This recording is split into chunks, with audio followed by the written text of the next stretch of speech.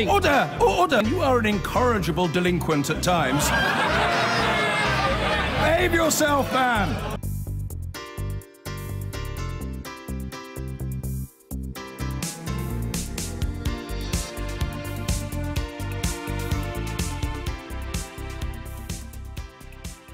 Labour leader Jeremy Corbyn has been accused by his own MPs of displaying a lack of leadership and moral clarity on anti-Semitism inside his party. Labour backbenchers accused Mr Corbyn of not doing more to tackle the problem, and he was urged by MPs to clarify his opposition to anti-Semitism in a heated Commons debate. Madam Deputy Speaker, last month we heard a plea. Enough is enough. I stand here today to say that we will not be bullied out of political engagement. We are going nowhere, and we stand and will keep fighting until the evils of anti-Semitism have been removed from our society.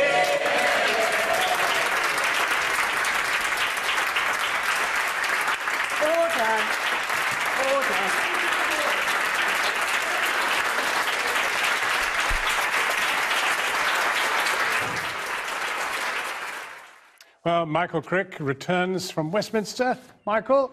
Well, quite astonishing scenes there, John. It's very, very rare to see a standing ovation like that in the House of Commons. Quite rare to see a round of applause. Ruth Smeeth there getting both. And she wasn't the only MP on the Labour side to be applauded. So were Luciana Berger and John Mann, who, like Miss Smeeth, have both campaigned vehemently on this issue in the last few weeks. Now, of course, this debate this afternoon was called by the government.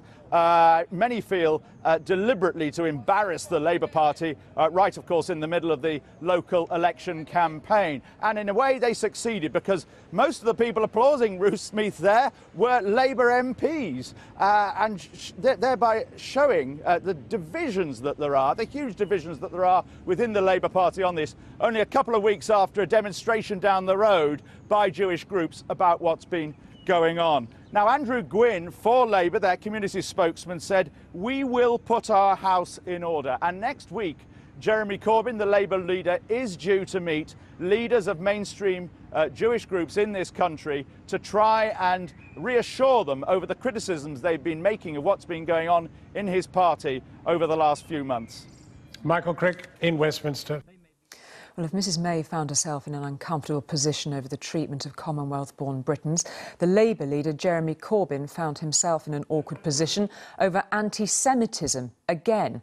One Labour MP after another demanded in the Commons this afternoon that it is stamped out in the party, and feelings were running extremely high. There were some deeply personal accounts, and something that rarely happens in the chamber did happen. MPs, mainly from Mr Corbyn's party, rose to their feet to applaud those speaking out. After the protests in Westminster against anti-Semitism in the Labour Party a few weeks ago, this was a debate undoubtedly called by the government to embarrass Labour. I thank the Leader of the Opposition for attending this debate. It won't perhaps be the most comfortable 3 hours of debate that he has sat in on.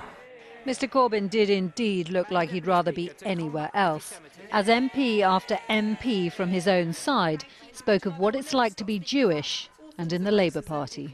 Within the Labour Party, anti-Semitism is now more commonplace, it is more conspicuous and it is more corrosive. Madam Deputy Speaker, we have a duty to the next generation. Denial is not an option. Prevarication is not an option. Being a bystander who turns the other way is not an option. The time for action is now.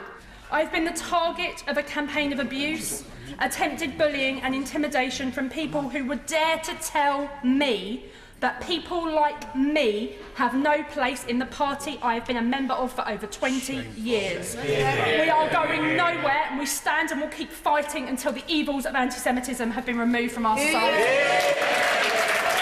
Standing ovations are almost unheard of in the Commons, but this was extraordinary, powerful testimony. Harrowing to hear and to deliver.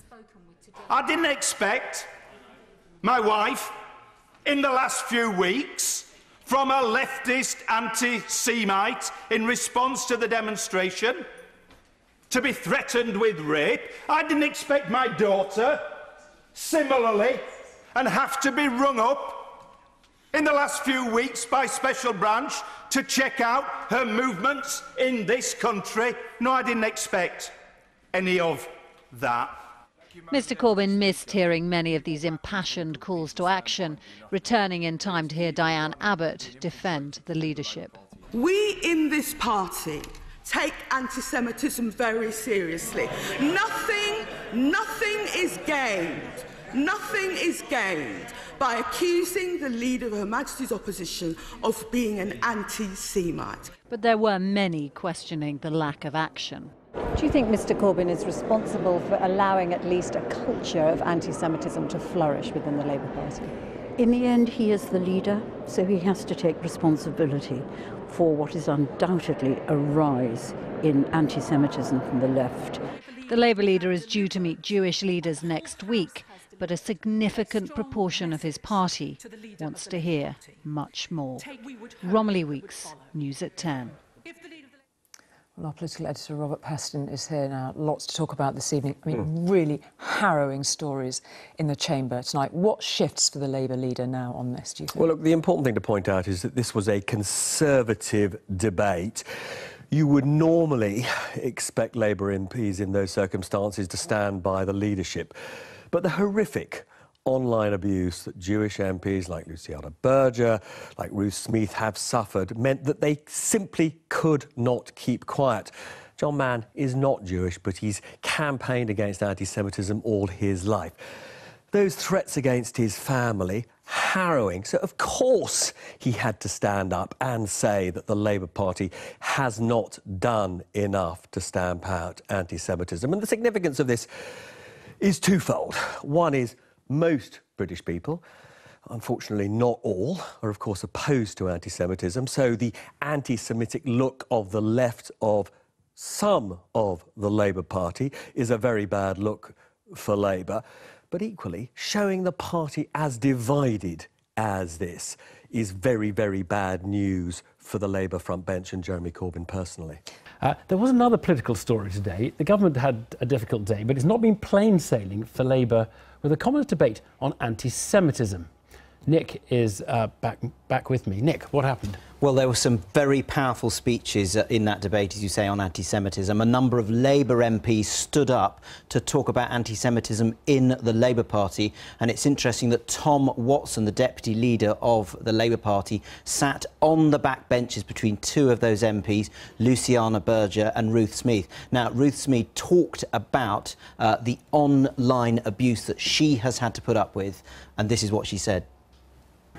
First job for Jeremy Corbyn tomorrow, expel the Zionist Bicom smear hag bitch Ruth Smeeth from the party.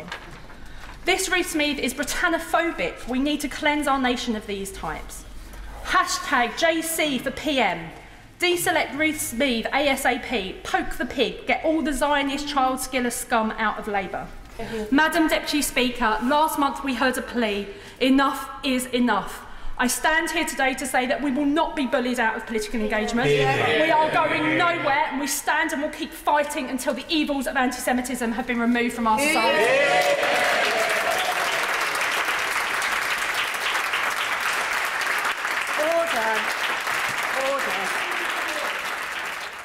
There's a lot of bad blood in that party. I mean, are they really able to carry on working together and sort of pretending everything is normal? Well, it is important to say that Diane Abbott, speaking for the leadership, says that she has fought racism all her life, and racism includes anti-Semitism, and she has fought that. But what you are seeing are profound differences, because Ruth Smeeth had supporters of Jeremy Corbyn in mind, profound differences on that, profound differences on Syria. But what I do sense is I don't see a new party forming from within the Labour Party at the moment. I see an uneasy truce. Okay. Nick, thanks very much.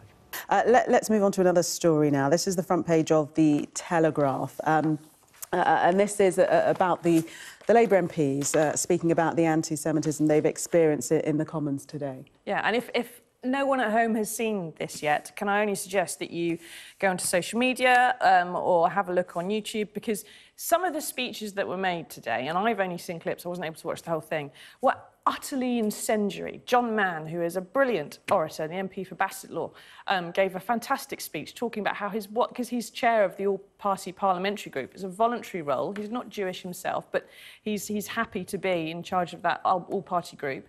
And his wife has received a dead bird in the post. His wife and his daughter have had rape threats because of his role. And he has said these are coming from people who claim to be on the left and who claim to be supporters of Jeremy Corbyn.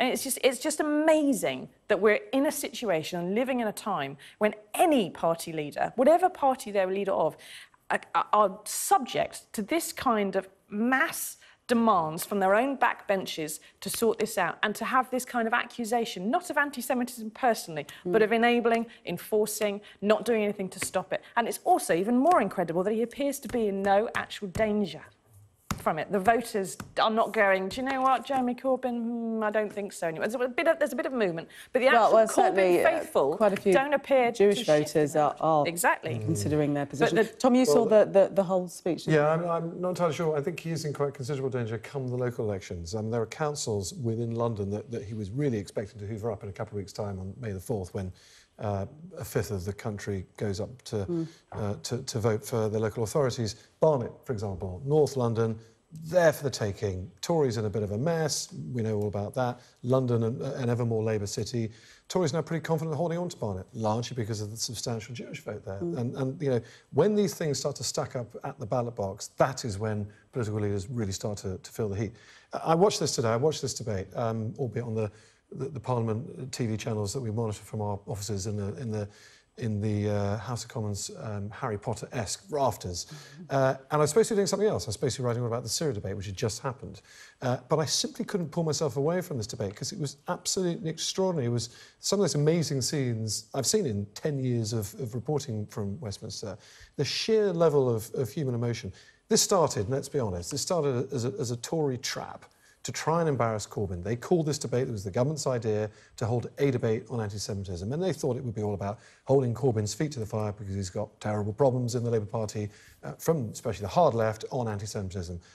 But the way that MPs united across all sides of the House, impassioned Tory MPs standing up and applauding female Labour MPs who were in tears, having made deeply impassioned speeches because they were Jewish, because of the sort of hideous threats that Susie talked about. The House really came together and united. And the House of Commons is a bear pit at any time. You don't see standing ovations very often. But when the entire House unites on one target, and that target was Jeremy Corbyn, it was quite extraordinary. And halfway through, Jeremy Corbyn got up to leave. I'm sure he had important business to attend to around the back, and he came back in about 45 minutes later. But I have to say, it was a reasonably foolish move. When you are there to take the abuse, and that is what it's all about, you've really got to sit through this stuff. One more other point that happened was fascinating. Tom Watson is Jeremy Corbyn's deputy. He sits next to him on the front bench through thick and thin during PMQs. He'll be there tomorrow. Today, he wasn't there. Very, very pointedly, he got up and went right to the back of the benches and sat next to Luciana Berger, very prominent Jewish Labour MP, and Ruth Smith, another Jewish Labour MP. So definitely trying to as a real sign, I'm with you, not with him. Absolutely. And that would have really started. I've been getting away with it all